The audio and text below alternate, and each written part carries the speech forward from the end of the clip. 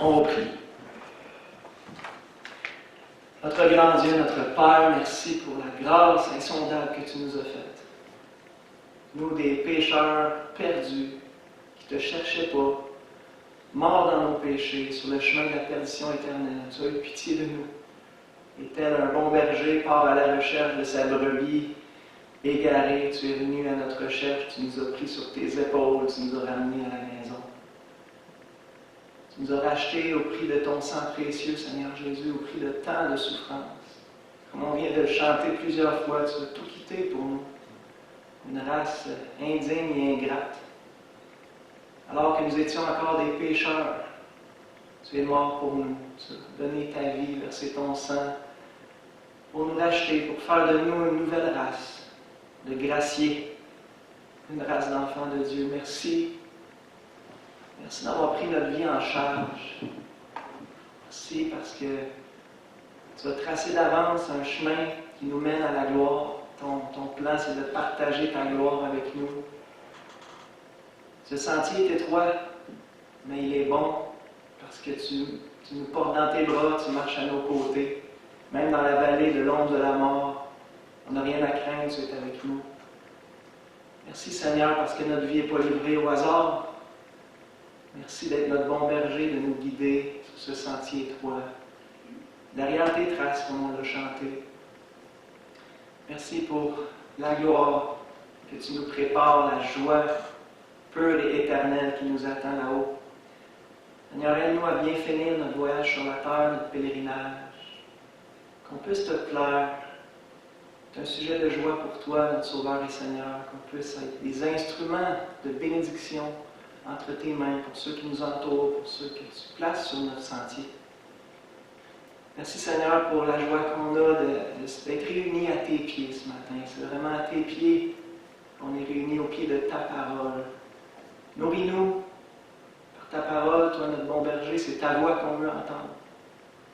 Fais du bien à ton peuple, encourage tes enfants, renouvelle notre joie en toi, notre confiance en toi, en ta sagesse, en ta bonté immuable.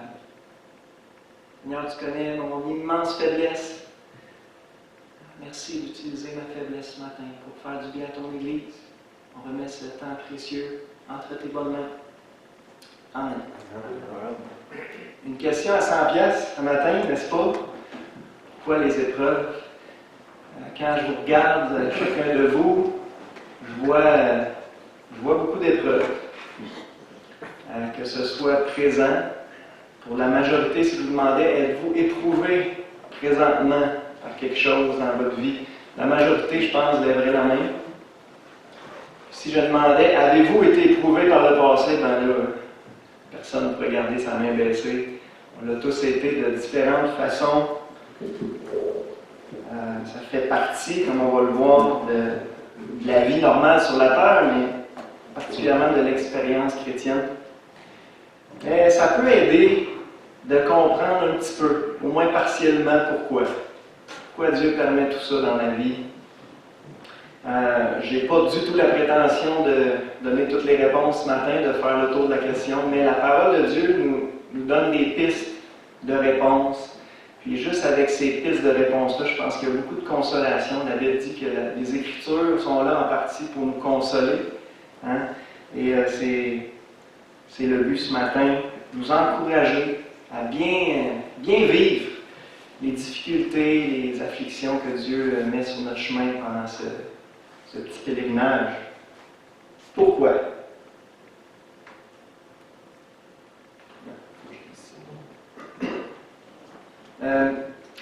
L'étude de ce matin est beaucoup basée sur le commentaire de John MacArthur sur Jacques 1, 3 et 4.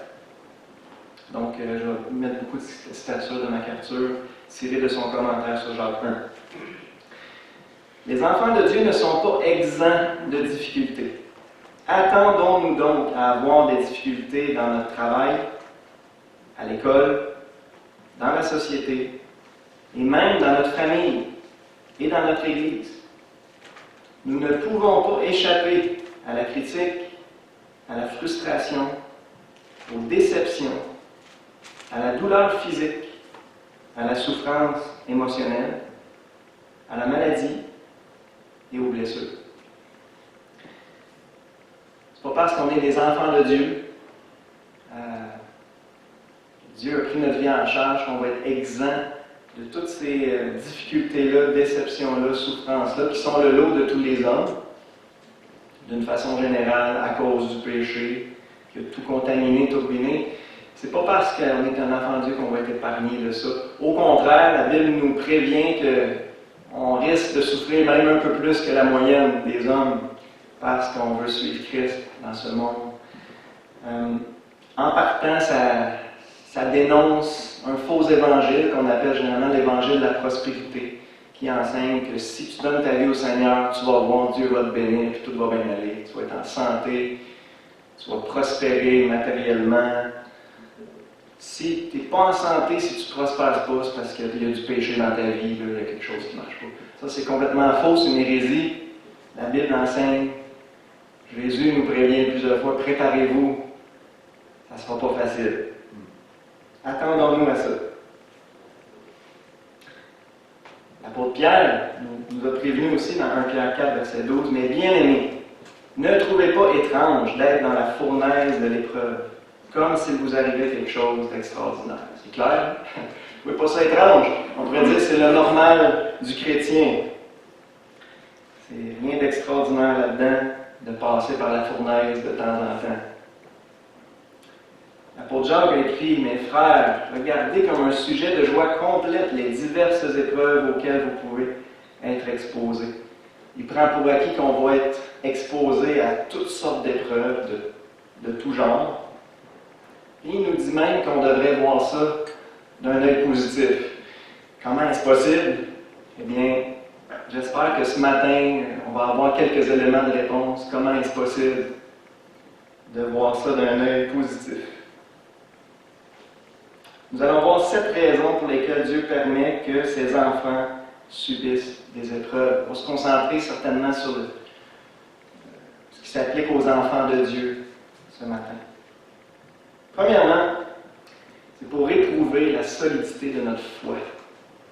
Pour éprouver la solidité de notre foi. Bien des gens ont une grande confiance en leur foi jusqu'à ce qu'elle soit durement éprouvée par les afflictions et les déceptions. Et la façon dont quelqu'un réagit aux difficultés révèle souvent si sa foi est solide ou non. C'est facile de proclamer qu'on a une foi inébranlable en Dieu, une confiance. La foi, c'est la confiance. C'est facile d'avoir confiance en notre confiance en Dieu, mais c'est quand elle est durement éprouvée qu'on voit la vraie solidité de notre foi. Jacques 1, toujours, regardez comme un sujet de joie complète les diverses épreuves auxquelles vous pouvez être exposés, sachant que l'épreuve de votre foi produit la patience.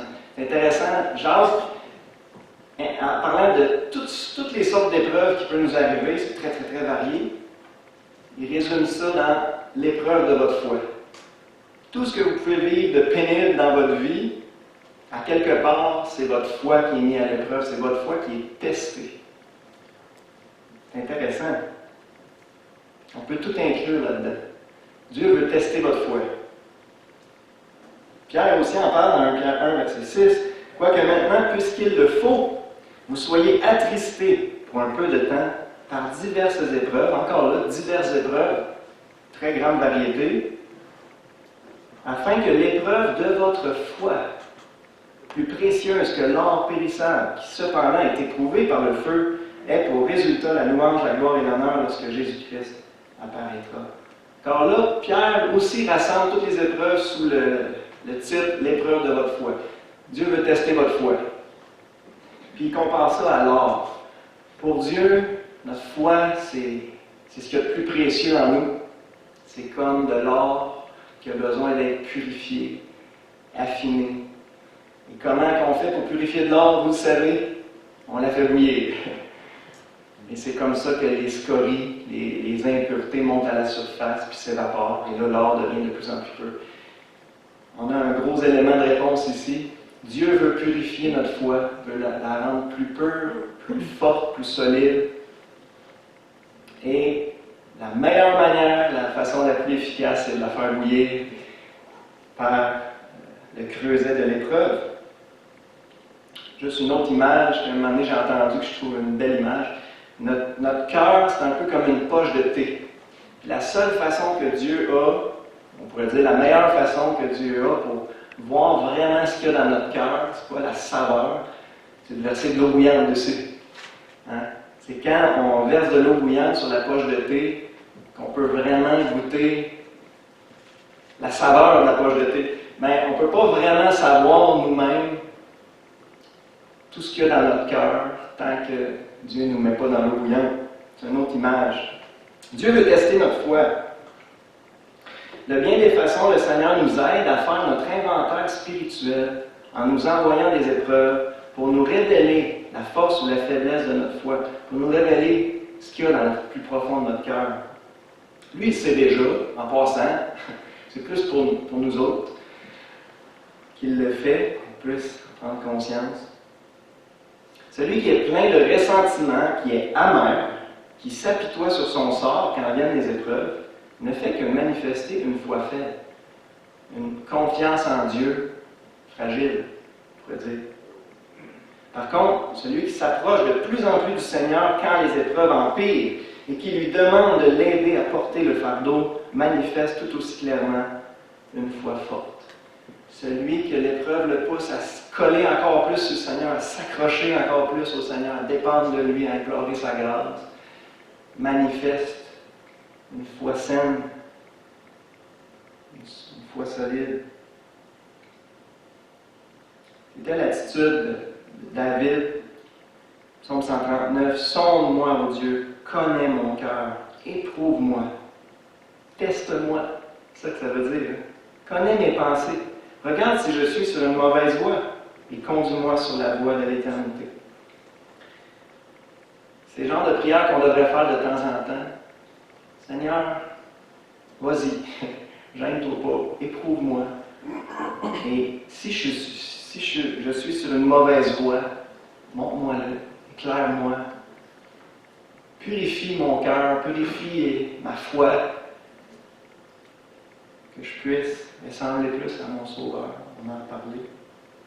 Donc, c'est la première raison, et ça s'applique à toutes nos épreuves. Une autre raison que nous donne la parole, c'est pour nous humilier. Vous allez dire, c'est supposé être encourageant, ça? Oui, si on regarde ça d'une perspective biblique, spirituelle, c'est très positif.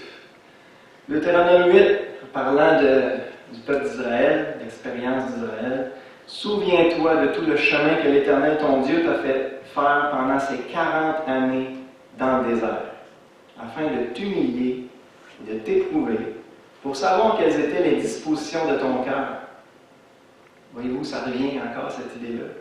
« Et si tu garderais ou non ses commandements, il t'a humilié, il t'a fait souffrir de la faim, il t'a nourri de la manne. » On voit que c'était le plan de Dieu de faire passer son peuple racheté, bien-aimé, dans le désert pendant 40 ans, pour le mettre à l'épreuve, connaître les dispositions de son cœur, ça on en a déjà parlé, mais aussi pour l'humilier.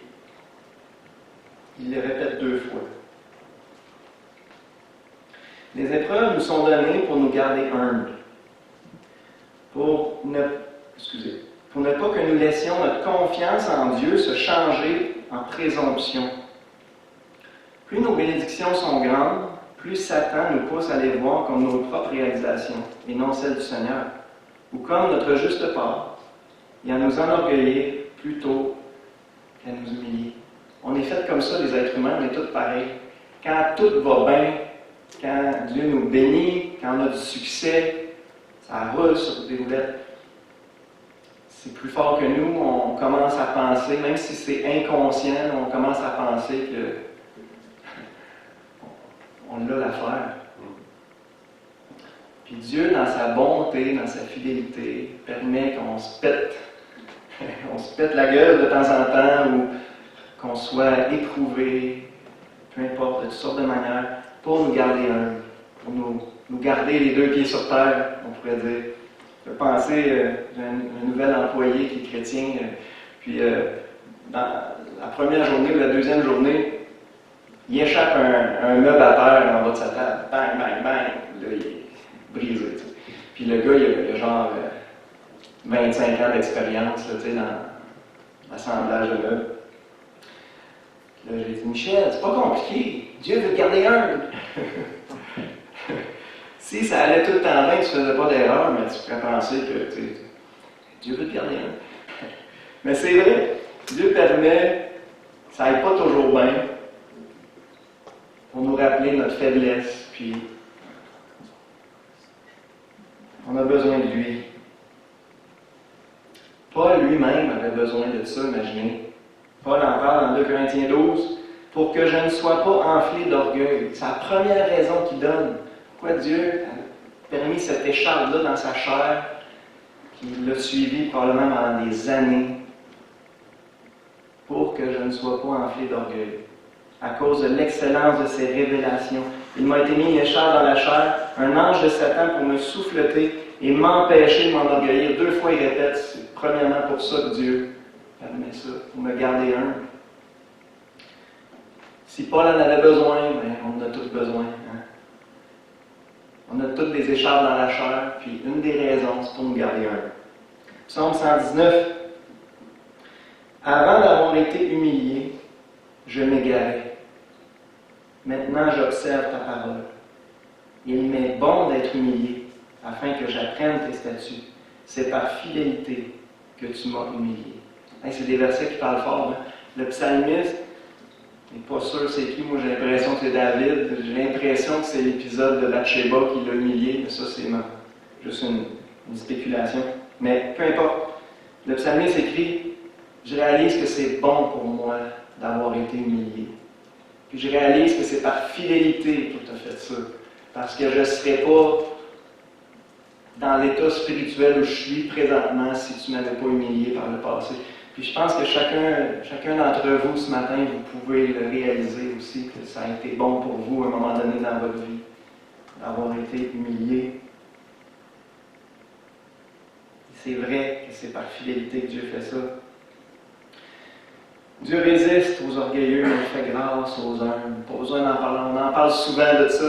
C'est le pire poison spirituel pour scraper nos vies chrétiennes, en bon québécois. C'est l'orgueil, on le sait. Alors, c'est bon pour nous d'être humiliés de temps en temps. On peut dire, c'est très bon pour nous parce que Dieu fait grâce aux humbles. Et on a désespérément besoin de sa grâce, n'est-ce pas? Donc, pour éprouver notre foi, la purifier, on pourrait dire. Deuxièmement, pour nous humilier. Troisièmement, Dieu permet ça pour nous forcer à dépendre de lui. Pour nous forcer à dépendre de lui. Encore l'exemple de Paul. 3 fois, j'ai prié le Seigneur de l'éloigner de moi. Et il m'a dit, ma grâce te suffit, Paul, car ma puissance s'accomplit dans la faiblesse. Je me glorifierai donc bien plus volontiers de mes faiblesses afin que la puissance de Christ repose sur moi.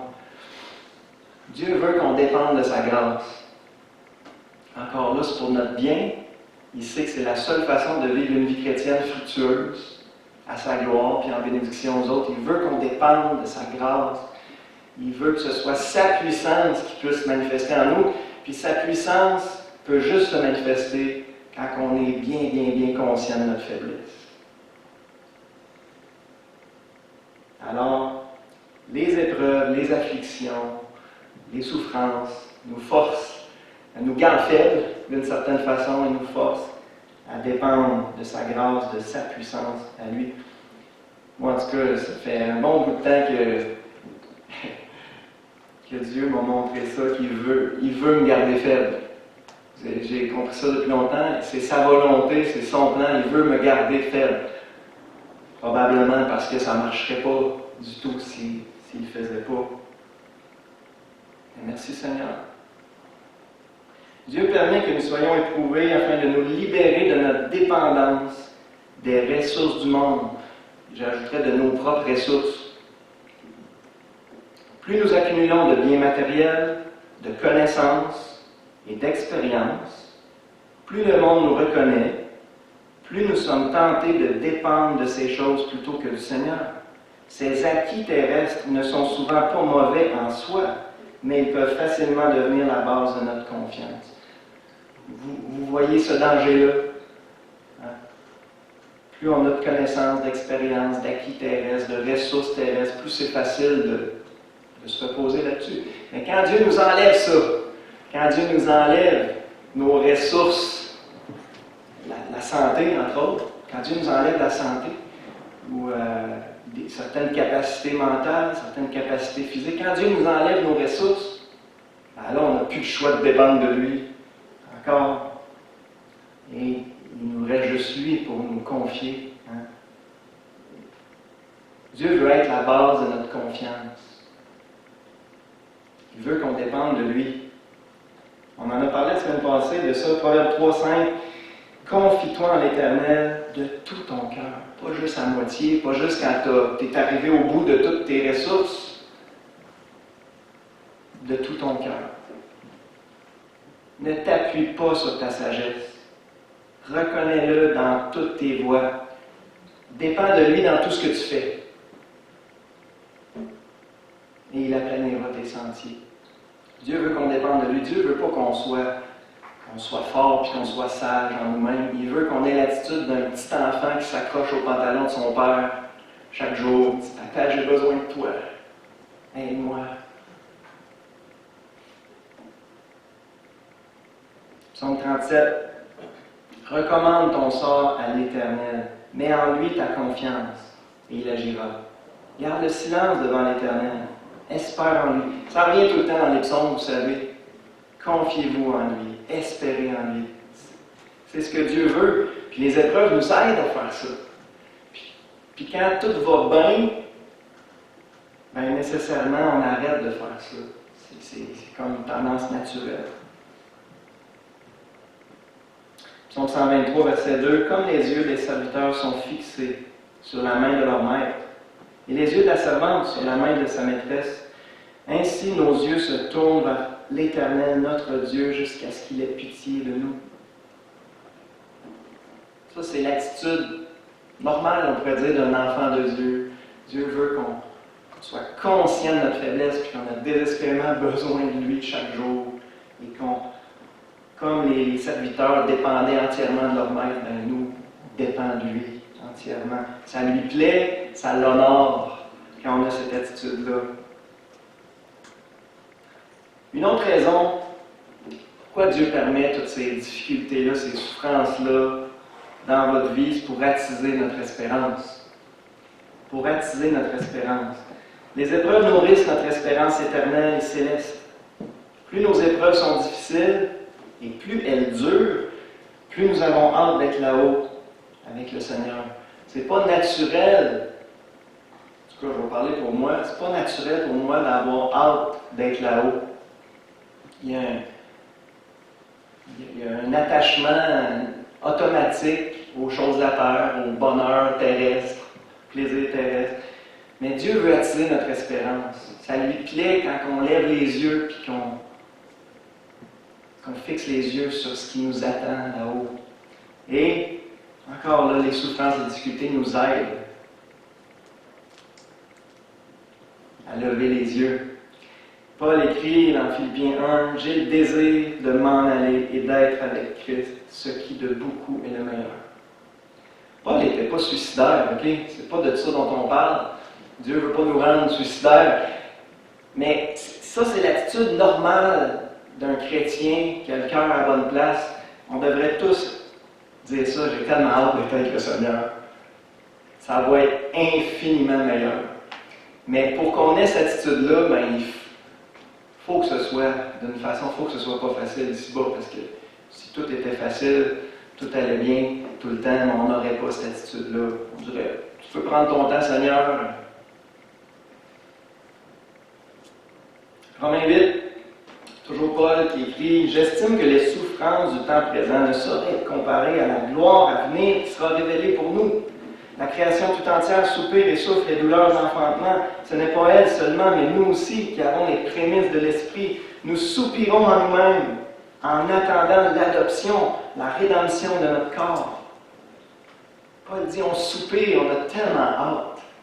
que Dieu rachète notre corps, puis qu'on puisse entrer dans la gloire. La gloire à venir, ça ne se compare pas à tout ce qu'on peut souffrir ici-bas. Ça ne se compare pas. C'est infiniment supérieur. Encore là, pour avoir cette attitude-là, il faut qu'on ait certaines souffrances ici-bas, sinon on n'aura pas cette espérance-là. 2 Corinthiens 5, encore Paul, nous savons en effet que si cette tente où nous habitons sur la terre est détruite, nous avons dans le ciel un édifice qui est l'ouvrage de Dieu, une demeure éternelle qui n'a pas été faite de main d'homme. Aussi gémissons-nous dans cette tente, désirant revêtir notre domicile céleste. Voyez-vous comment ça revient souvent? Paul, il n'était pas suicidaire, je le répète, là, il vivait sa vie pleinement, puis il avait la joie du Seigneur. Okay? Mais en même temps, il dit, on gémit dans cette tente, on soupire, on a tellement hâte d'entrer dans la gloire. C'est le premier cantique ce matin, dans le ciel. Dieu veut nourrir notre espérance, il veut attiser le feu de notre espérance, il veut qu'on lève les yeux au-dessus de nos petits problèmes terrestres, okay? Puis qu'on regarde à lui, puis à la place qu'il nous prépare. Ça lui plaît, ça l'honore quand on a cette attitude-là.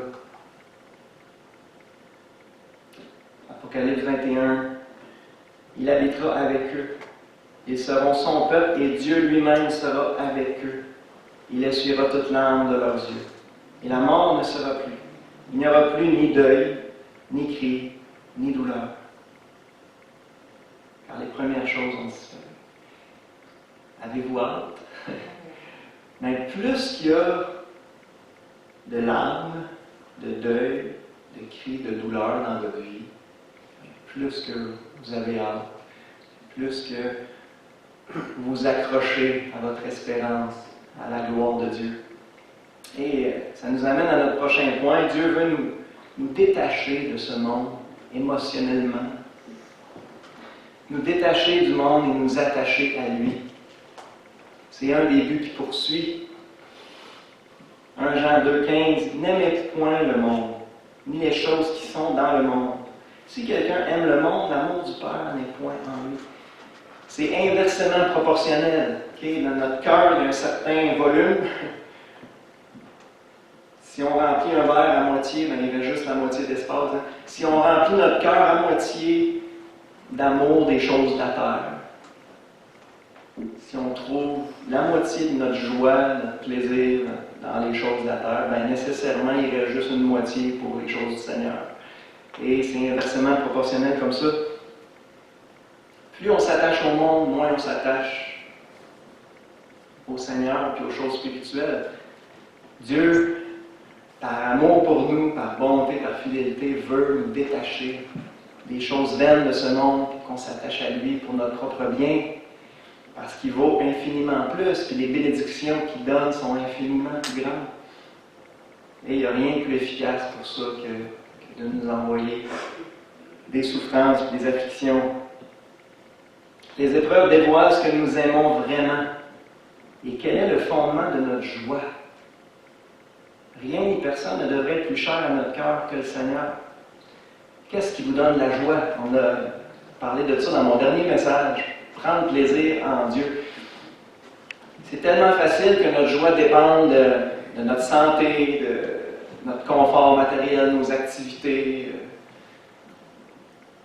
Mais si Dieu nous enlève ça, si Dieu nous enlève nos jouets, si Dieu nous enlève nos sources de joie, de plaisir terrestre, qu'est-ce qui nous reste? Ben, la réponse biblique, c'est qu'il nous reste tout encore. Le Seigneur, on a tout pleinement en lui. Puis, comme je le répète souvent, on peut toujours se réjouir dans le Seigneur, même si Dieu nous enlève tous nos autres sujets de joie. Puis il ne le fait pas dans son immense bonté, il nous laisse. Même les plus éprouvés parmi vous, Dieu vous laisse encore beaucoup de sujets de joie terrestres. Mais si Dieu nous enlevait tout, eh bien, il nous reste encore lui, puis on a tout en lui. S'il est vraiment le fondement de notre joie, la source de notre joie, ben, on va continuer à fonctionner, même si Dieu nous enlève tout le reste. Jésus dit, là où est ton trésor, là aussi sera ton cœur. Si notre trésor il est sur la terre, notre cœur va être attaché aux choses de la terre. Mais si Dieu nous enlève une partie de nos trésors terrestres, ben là, on n'aura pas le choix d'attacher notre cœur ailleurs. Si notre cœur est à lui, en lui, dans les choses célestes, les choses spirituelles, ben, ça lui plaît, ça l'honore. Colossiens 3, cherchez les choses d'en haut, où Christ est assis à la droite de Dieu. Attachez-vous aux choses d'en haut et non à celles qui sont sur la terre. Dieu veut qu'on s'attache à lui et aux bénédictions spirituelles invisibles. Il n'y a rien de plus efficace que de nous enlever quelques trésors terrestres. Notre raison nous dit d'apprécier le monde et les choses du monde. Nos sens nous disent d'apprécier le plaisir et le confort. Mais par les épreuves, la foi nous dit d'apprécier les choses spirituelles par lesquelles Dieu nous a abondamment bénis, y compris sa parole, ses tendres soins, son amour, sa grâce, bien entendu, son salut. Dieu veut qu'on apprécie nos bénédictions spirituelles. Puis plus on est éprouvé, plus c'est facile, on peut dire, d'apprécier nos richesses spirituelles. Habakkuk est un exemple. Car le figuier ne fleurira pas, la vigne ne produira rien, le fruit de l'olivier manquera, les champs ne donneront pas de nourriture, les brebis disparaîtront du pâturage, il n'y aura plus de bœufs dans les étables. Bref, tout va aller mal. Le message d'Habakkuk à ce moment-là, c'est préparez-vous dans les prochaines années, tout va aller mal. La prochaine phrase est une des plus belles de la parole. Toutefois, je veux me réjouir en l'Éternel. Je veux me réjouir dans le Dieu de mon salut. Ça, c'est l'objectif à atteindre. Même si Dieu permettait que tout aille mal dans notre vie dans les prochaines années, est-ce qu'on va avoir l'attitude d'Habakkuk? Toutefois, je veux me réjouir dans le Seigneur. Je veux me réjouir dans le Dieu de mon salut, puis dans les richesses éternelles, les bénédictions spirituelles incroyables qu'il a déjà déversées sur moi. Dieu veut détacher notre cœur du monde et nous attacher à lui. C'est une très bonne raison pour nous éprouver. 6e raison, pour nous rendre plus forts spirituellement. Celle-là, on la connaît un peu mieux, on en parle plus souvent, mais c'est bon de s'en rappeler. Le Seigneur se sert des épreuves pour développer en ses saints la persistance qui les rend plus utiles. Ça, on peut comparer ça à n'importe quel domaine. Si on veut être en bonne forme physique, c'est quoi qu'il faut faire? Il faut faire de l'exercice. Il faut travailler. Pourquoi mon père il est fort comme qui est? C'est parce qu'il en a ramassé de la roche quand il était jeune. Hein? Ses muscles ont été éprouvés. Tous ceux qui ont de la force physique ici, c'est parce que vos muscles ont été éprouvés. Si vous avez un bon cardio, c'est parce que vous avez fait du jogging. C'est comme ça physiquement, c'est comme ça dans tous les domaines. Si ma femme est bonne au piano, c'est parce qu'elle a passé des milliers d'heures à pratiquer dans son sous-sol à Gatineau. Okay? Dans tous les domaines, c'est vrai, okay? C'est par l'effort, par l'exercice qu'on se développe. Eh bien, c'est la même chose spirituellement. Il y a même un verset qui dit « Exerce-toi à la piété hein? », puis il compare ça à l'exercice corporel. Dieu veut entraîner nos muscles spirituels. Puis, pour entraîner nos muscles spirituels, ben, ça prend des poids à lever, ça prend des difficultés. Parce que quand tout va bien, quand tout est facile, nos muscles spirituels s'atrophient. Si vous passez vos semaines assis sur le sofa à regarder la TV, vos muscles vont s'atrophier, bien c'est la même chose spirituellement. Donc, les épreuves servent à nous rendre plus forts, à développer nos muscles spirituels, on pourrait dire, qui vont nous rendre plus utiles. C'est une bonne raison? Vous pouvez répondre? Oui, c'est une bonne raison. On ne veut pas être des femmelettes spirituelles. Hein? On veut être des bons soldats de Jésus-Christ, en forme spirituelle. Mais ça prend des difficultés. Ça prend de l'entraînement pour être un bon soldat. Jacques 1, sachant que l'épreuve de votre foi, puis ça c'est la réponse en passant. Pourquoi on devrait voir les épreuves positivement? Pas parce qu'on est masochiste. On ne se réjouit pas de l'épreuve en tant que telle, de la souffrance en tant que telle. On se réjouit de ce que Dieu produit avec nos épreuves, de ce que Dieu fait à travers nos épreuves, des résultats. C'est ça notre sujet de joie. On sait que Dieu poursuit de bons buts derrière tout ça. Tel un bon entraîneur, sachant que l'épreuve de votre foi produit la patience, on pourrait dire la persistance, la persévérance, la résistance, la résilience spirituelle. Et ça, c'est précieux pour Dieu. Il faut que la patience accomplisse parfaitement son œuvre, afin que vous soyez parfaits et accomplis sans faillir en rien, afin que vous soyez matures et utiles pour toute bonne œuvre. En gros, c'est ça que ça veut dire. Dieu veut nous rendre plus forts, plus persévérants, plus résilients, pour nous rendre plus matures et plus utiles. C'est une très bonne raison de nous éprouver. Romains 5, Paul écrit, bien plus que nous glorifions même les afflictions.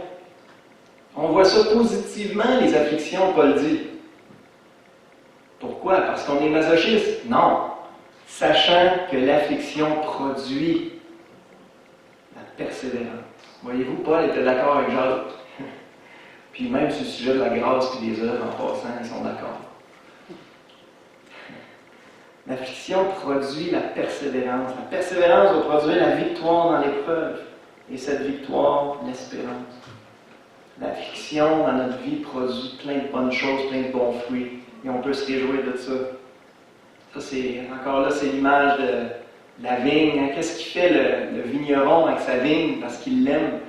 Il l'émonde. Il coupe des branches. Pourquoi? Juste pour faire mal à sa vigne? Non.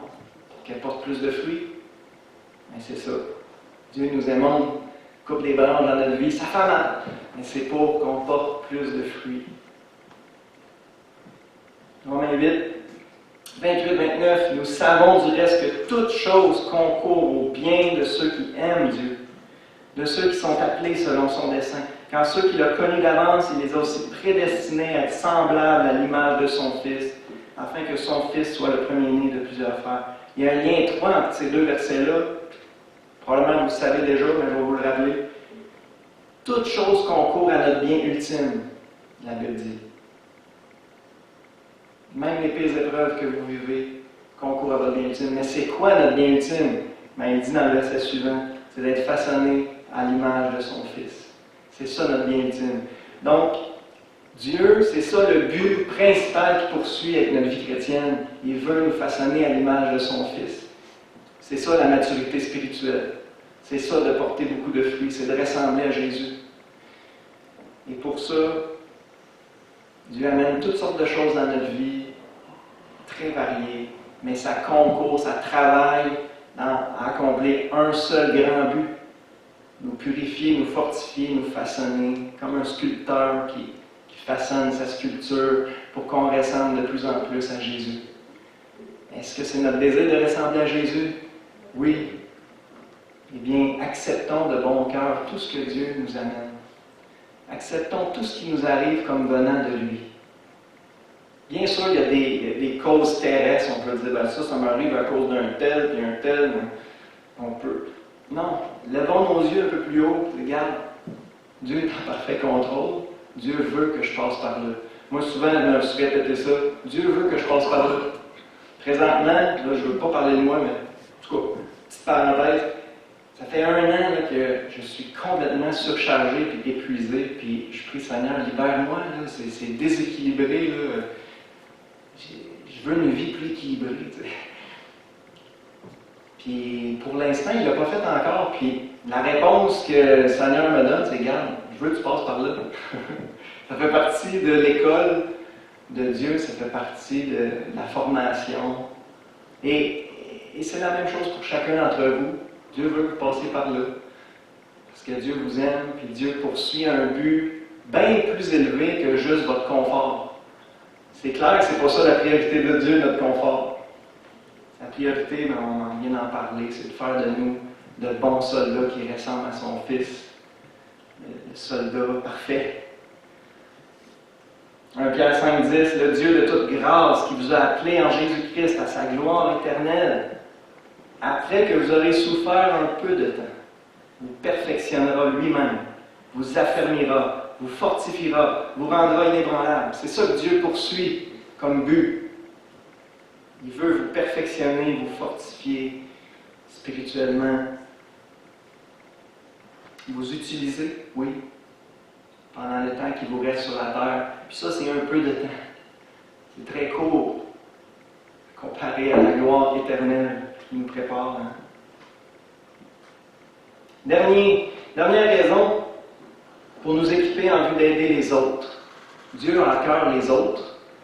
Et je viens de le dire, il veut nous utiliser surtout pour les autres, pour ceux qui nous entourent, pour ceux qui placent sur notre chemin. Et il n'y a rien qui nous équipe mieux à aider les autres que les difficultés qu'on traverse.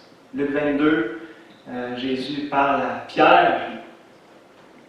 Le Seigneur dit, Simon, Simon, Satan vous a réclamé pour vous cribler comme le froment, mais j'ai prié pour toi afin que ta foi ne défaille point. Et toi, quand tu seras revenu, affermis tes frères.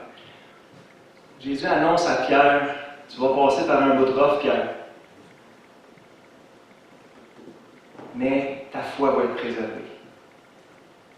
Ta foi va être préservée. Elle va même être purifiée et fortifiée à travers ça. Puis Jésus lui dit, quand tu seras revenu après ton épreuve, affermis tes frères. Puis on connaît la suite de l'histoire. Hein? Pierre a été grandement humilié quand il a renié son Seigneur ce soir-là. Ça l'a mis complètement à terre. Il est revenu après ça, puis il était un meilleur serviteur. Il n'aurait pas été l'homme de Dieu qui a été Pierre s'il n'avait pas été humilié, s'il n'avait pas eu son épreuve, la soirée de l'arrestation de Jésus. Puis il a été utile à ses frères par la suite. Et c'est la même chose pour chacun d'entre nous. Quand on revient après, on est pas mal mieux équipé pour aider nos frères. Le Seigneur se sert des épreuves pour nous permettre de mieux aider les autres dans leurs épreuves. Dieu a permis que Pierre souffre non seulement pour le fortifier en vue d'un plus grand service, mais aussi pour le préparer à fortifier les autres. Il en va de même pour tout croyant qui souffre et qui est éprouvé. Dieu veut vous utiliser pour encourager d'autres par la suite. Je voulais dire de quoi que j'ai un blanc. Dieu ne voulait pas que je le dise.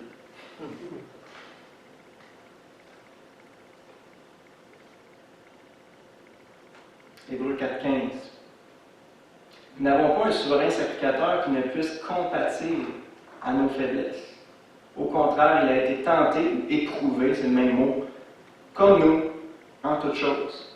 Même Jésus, imaginez, Dieu le Père, dans sa sagesse infinie, voulait que son propre Fils souffre, expérimente toutes les souffrances de l'expérience humaine, pour qu'il puisse compatir et être un meilleur représentant de la race humaine.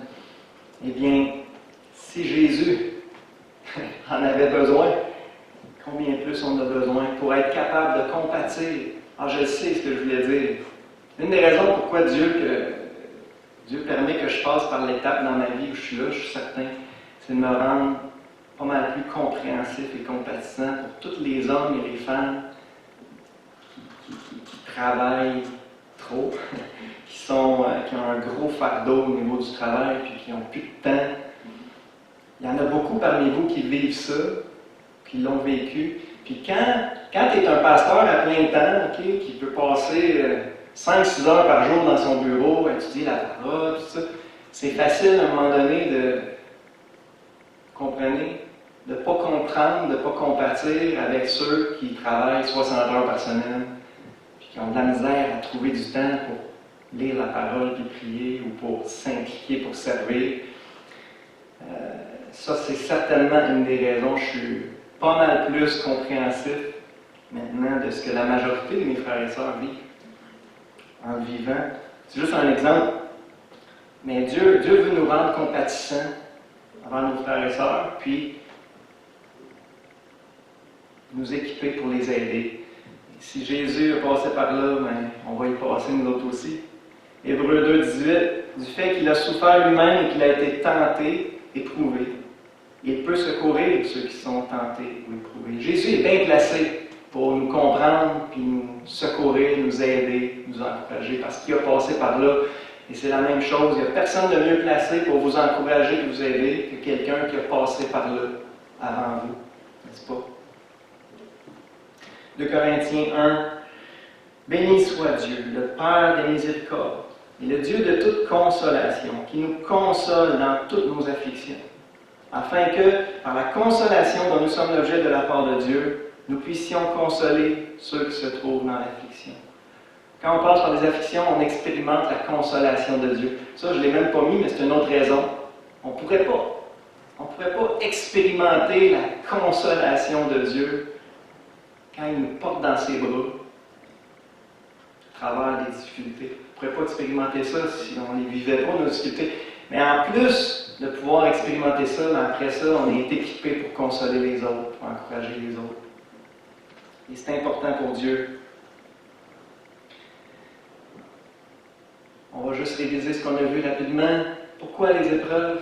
On a vu plusieurs éléments de réponse. On n'a pas fait le tour de la question, mais je pense que ce qu'on a vu, ça devrait suffire à nous encourager, à accepter de bon cœur. Vraiment, c'est ça l'objectif. Accepter de bon cœur, humblement, tout ce que Dieu permet dans notre vie. Puis y faire confiance que Dieu poursuit de bons buts à travers tout ça. Il y a de bonnes raisons de permettre tout ça. Donc, qu'est-ce qu'on a vu? C'est pour éprouver la solidité de notre foi. C'est comme de l'or qui a besoin d'être purifié.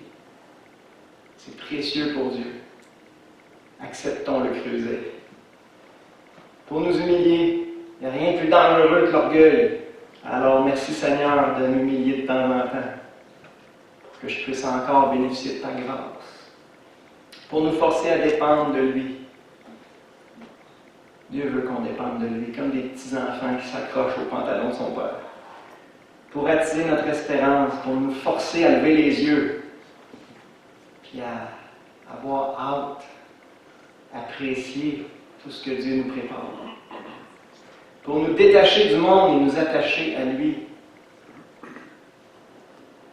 Pour nous rendre plus forts spirituellement et plus utiles. Pour nous équiper en vue d'aider les autres. On va prier. Merci Seigneur d'avoir pris nos vies en charge. Merci pour tout ce que tu permets dans nos vies. Même si c'est pénible par bout, Seigneur, on te fait confiance. Merci de nous avoir rappelé ce matin que tu sais ce que tu fais. Tu es en parfait contrôle et tu poursuis de bons buts. Tel un bon vigneron, tu nous aimantes pour qu'on porte plus de fruits.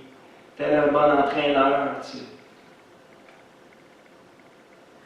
nous donnes des exercices spirituels à faire pour faire de nous de meilleurs athlètes, de meilleurs soldats. Seigneur, merci parce que tu poursuis de bons buts. Aide-nous à accepter humblement, de bon cœur, tout ce que tu permets dans notre vie. Amène voir ça comme un sujet de joie, sachant que tu sais ce que tu fais, puis ça va porter de bons fruits. Merci pour tout ce que tu as fait dans la vie de mes frères et sœurs au cours de ces 20-30 dernières années. Tu as fait du bon travail. Et on le voit maintenant, on voit les fruits.